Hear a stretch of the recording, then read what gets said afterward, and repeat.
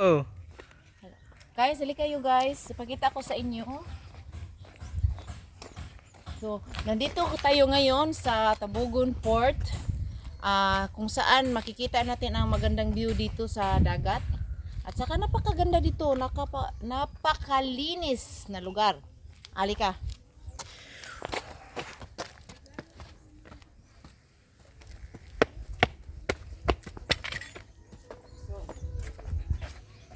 Dito ngayon, pwede nating tanawin ang napakagandang makikita nyo dyan, no? Tingnan nyo. Oh, yan. At saka nandoon. Oh, yan. Halika, guys.